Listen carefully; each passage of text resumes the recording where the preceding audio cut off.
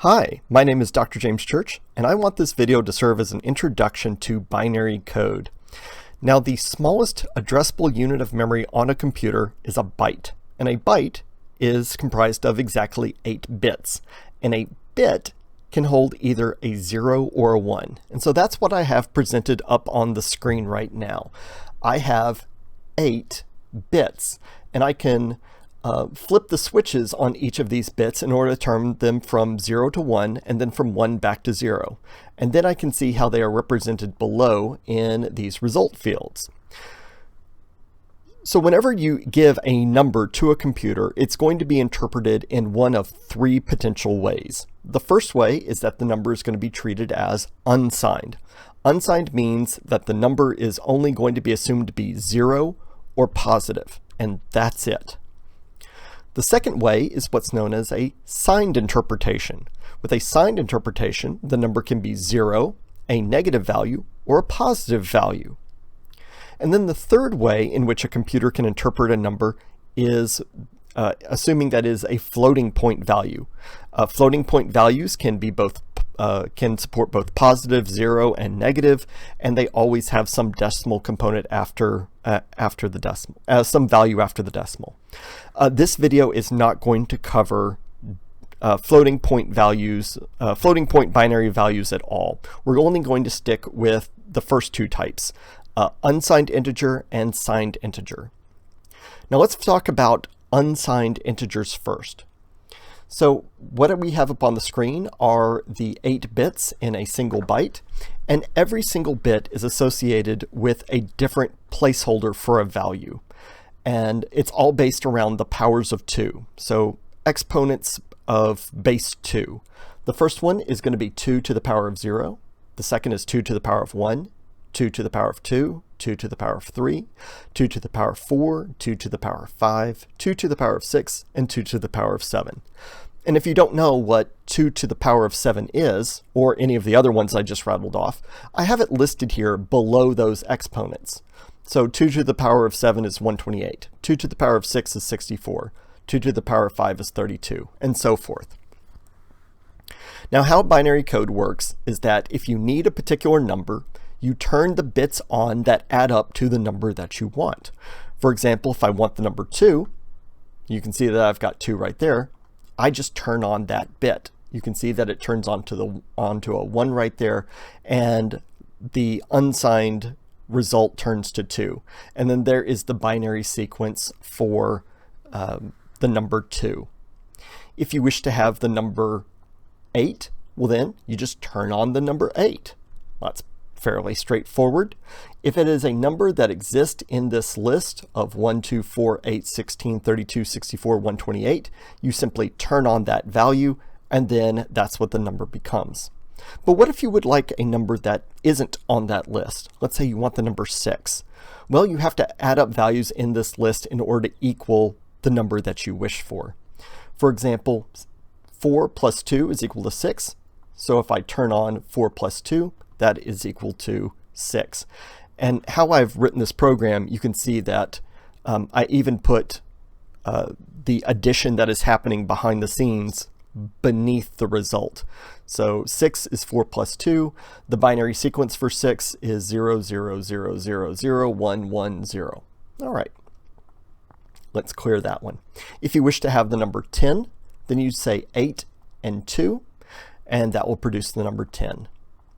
If you wish to have the number 100, well, we're going to need a 64, we're going to need a 32, and we're going to need a 4. So 64 plus 32 plus 4 is equal to 100. And you can see the binary sequence for 100 up here. So what you do is you figure out the number that you wish to store, you add up the values in this list, and in order to figure out that particular value, and then turn those particular bits on, and the rest are zeros. Pretty straightforward. The smallest number that you can represent in an unsigned type is 0, and that means all the bits are off. If we turn all the bits on, you can see that 128 plus 64 plus 32 plus 16 plus 8 plus 4 plus 2 plus 1 is 255.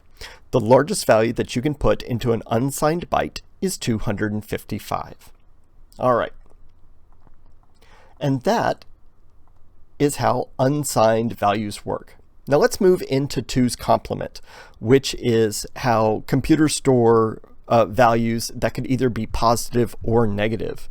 Now I have another video in which I describe the mathematics behind 2's complement, but I would like to go over it again here. And I don't have it represented on this particular interface very well, but for me, the easiest way to remember this is instead of imagining this first bit that says 128, just imagine it as negative 128, and the rest of the values are the same. So you'll notice that whenever I check this box, it says negative 128. Now, the largest value that you can produce in 2's complement is by turning on all of the other values. And you can see that the largest value that you can produce in 2's complement is 127. And if I turn all the bytes on, you can see that I just get a -1. All right.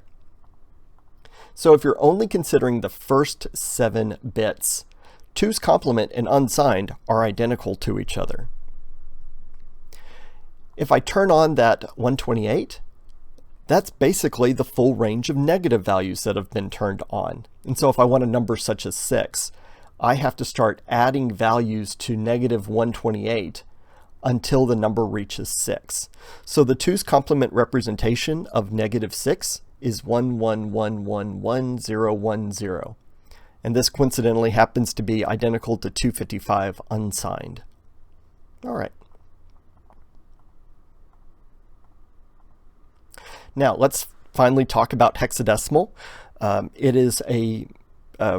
is simply convenient to refer to binary sequences using their hexadecimal values.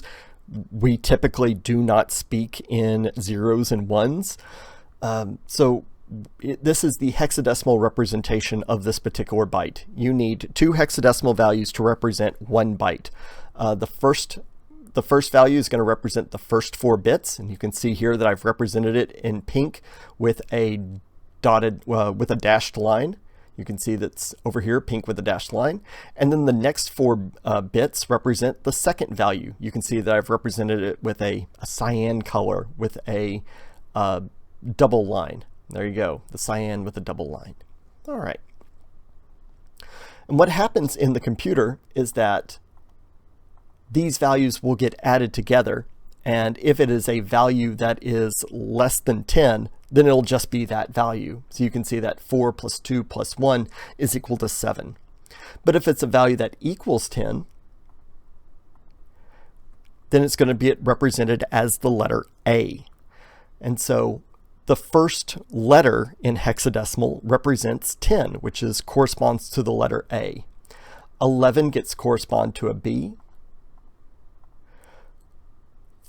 12 gets corresponded to C, 13 gets corresponded to D, 14 gets corresponded to E, and then 15 gets corresponded to F. Now, it is still true, everything that I just said, for the upper bits. For example, and then you just treat these as 1, 2, 8, 4. When representing the upper bytes. So this value that I'm currently on is 8. And I'm sorry, that's 4. That's 8. Whoops, my mistake. So this is 8. And if I want to add 1 to that, that's 9. And so you can see that we've got 9 here. So this is 1, 2, 4, 8.